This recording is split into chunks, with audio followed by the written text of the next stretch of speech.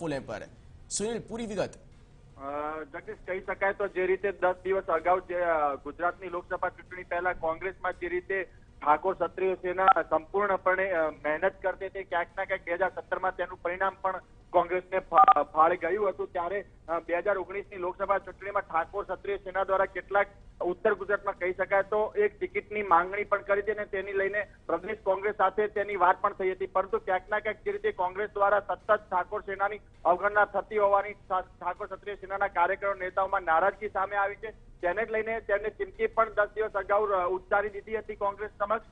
અને આજે જે રીતે કહી શકાય કે મહેસાણા, પાટણ અને લગભગ બનાસકાંઠા સહિતના જે ઉમેદવારો નક્કી થઈ ગયા છે, ક્યાંક ના ક્યાંક નામ પણ જાહેર થઈ ગયા છે, ત્યાં એક પણ ઠાકોર ક્ષત્રિય સેનાના ઉમેદવારની નામની જાહેરાત નથી થઈ. અને તેને લઈને જે રોષ છે, જે નારાજગી છે, તેને જ લઈને 5મી એપ્રિલે ના રોજ કહી શકાય તો અમદાવાદ ખાતે જે રીતે ડીકેએસટી ઠાકોર ક્ષત્રિય સેના દ્વારા કોંગ્રેસ સાથે છેડો ફાડી શકે છે, ગઠબંધનનો અંત આવી શકે છે અને તેને લઈને ખૂબ જ મોટો ફટકો પણ કોંગ્રેસને પડી શકે છે. જગદીશ, આ જે સમગ્ર વાતની જે ઘટનાની જે વાત હતી તેને લઈને અલ્પેશ ઠાકોર સાથે પણ ઠાકોર ક્ષત્રિય સેનાની વાત થઈ ગઈ છે અને સમર્થન હોવાનું પણ ઠાકોર સેનાના કાર્યકરોના નેતાઓ દ્વારા જાણવામાં મળ્યું છે. ખૂબ જ મોટી આ ઘટના સામે આવી છે. લોકસભા ચૂંટણી પહેલા ભાજપને આની એક તક મળતી હોય તેવા દ્રશ્યો સામે આવી શક્યા છે, તેવા ચિહ્નો પણ સામે આવે છે. જગદીશ, બિલકુલ સુનિલ, આભાર તમામ માહિતીની પૂરી અપડેટ આપવા બદલ. તો આવનારા સમયમાં કોંગ્રેસને કેવું નુકસાન થાય છે તે જોવાનું રહેશે જો આ ગઠબંધન એક રીતે તૂટી જાય છે તો.